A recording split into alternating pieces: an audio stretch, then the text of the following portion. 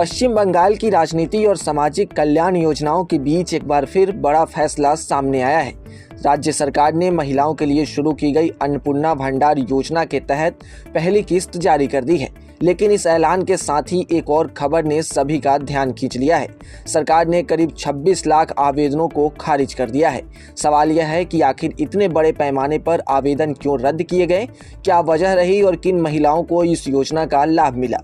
और सबसे बड़ा सवाल कि जो एप्लीकेशन रिजेक्ट हुए हैं, क्या वे फिर से अप्लाई किए जा सकते हैं। आइए पूरी खबर विस्तार से जानने की कोशिश करते हैं। पश्चिम बंगाल सरकार ने बुधवार को कोलकाता के नेताजी इंडोर स्टेडियम में आयोजित कार्यक्रम के दौरान अन्नपूर्णा योजना की आधिकारिक शुरुआत की। इस मौके पर मुख्यमंत्री शुभेंदु अधिकारी ने घोषणा की कि योजना की पहली किस्त राज्य की करीब 1.1 करोड़ पात्र महिला लाभार्थियों के बैंक खातों में सीधे ट्रांसफर कर दी गई है। मुख्यमंत्री ने बताया कि इस योजना के लिए राज्य भर में लगभग 1.6 करोड़ आवेदन प्राप्त हुए थे। हालांकि जांच और सत्यापन की प्रक्रिया पूरी होने के बाद इनमें से 26 लाख आवेदन खारिज कर दिए गए। सरकार का कहना है कि इन आवेदनों में नागरिकता और डोमिसाइल यानी कि स्थायी निवास से जुड़े दस्तावेजों को लेकर संदेह पाया गया था। मुख्यमंत्री ने अपने संबोधन में कहा कि किसी भी सरकारी योजना का लाभ केवल उन्हीं लोगों को मिलना चाहिए जो वास्तव में उसके पात्र हैं। उन्होंने स्पष्ट शब्दों में कहा कि सरकार करदाताओं के पैसे को बिना सत्यापन के किसी अपात्र व्यक्ति को नहीं दे सकती।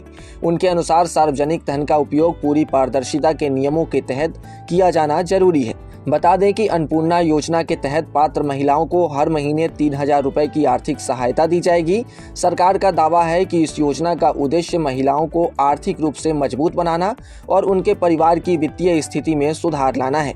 नियमित मासिक सहायता मिलने से महिलाओं को घरेलू खर्च, बच्चों की पढ़ाई और अन्य जरूरी जरूरतों को पूरा करने में मदद मिलेगी। मुख्यमंत्री ने यह भी कहा कि अन्नपूर्णा भंडार योजना पिछली तृणमूल कांग्रेस यानी टीएमसी सरकार की लक्ष्मी भंडार योजना की जगह लाई गई है। नई सरकार का दावा है कि अन्नपूर्णा योजना अधिक पारदर्शी व्यवस्था के साथ लागू की गई है, जिससे लाभ सीधे पात्र महिलाओं के बैंक खातों में भेजा जा रहा है। सरकार के अनुसार इतनी बड़ी संख्या में आवेदन मिलना इस बात का संकेत है कि राज्य की बड़ी आबादी इस योजना से जुड़ना चाहती है। करीब 1.6 करोड़ महिलाओं द्वारा आवेदन किया जाना अपने आप में इस योजना की लोकप्रियता को दिखाता है।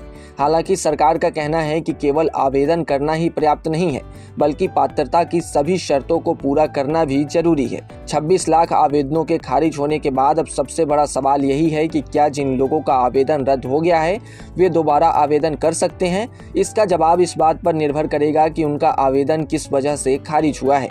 यदि किसी तकनीकी गलती, दस्तावेजों की कमी या सत्यापन संबंधी समस्या के कारण आपका नाम सूची से बाहर हो गया है और आप योजना की सभी पात्रता शर्तों को पूरा करते हैं, तो भविष्य में सरकार द्वारा दोबारा आवेदन या दस्तावेज सुधार का अवसर दिए जाने पर आप फिर से आवेदन कर सकते हैं। हालांकि इसके लिए राज्य सरकार की ओर से जारी होने वाले आधिकारिक दिशा निर्देशों और नई अधिसूचना का इंतजार करना होगा।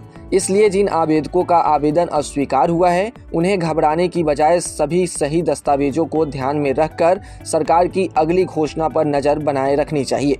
फिलहाल राज्य सरकार का फोकस उन महिलाओं तक आर्थिक सहायता पहुंचाने पर है जो योजना की सभी शर्तों पर खरी उतरी हैं।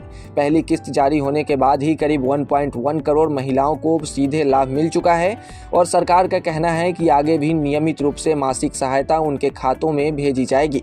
कुल मिलाकर अन्नपूर्णा भंडार योजना पश्चिम बंगाल की सबसे बड़ी महिला कल्याण योजनाओं में से एक बनकर उभरी है। एक और करोड़ों महिलाओं को हर महीने आर्थिक सहायता मिलने की शुरुआत हो चुकी है। वहीं दूसरी ओर 26 लाख आवेदन खारिज होने का फैसला भी चर्चा का विषय बन चुका है। अब सभी की नज़र इस बात पर रहेगी कि भविष्य में सत्यापन प्रक्रिया के बाद क्या और पात्र महिलाओं को इस योजना का लाभ मिलेगा या फिर सरकार अपनी मौजूदा सूची के आधार पर ही आगे किस्तें जारी रखेगी। आपको क्या लगता है इस पूरे मामले पर, आपका क्या सोचना है और क्या आपका भी नाम इस सूची से कट गया है? तो अपनी राय कमेंट सेक्शन में जरूर बताएं। Subscribe to One India and never miss an update. Download the One India app now.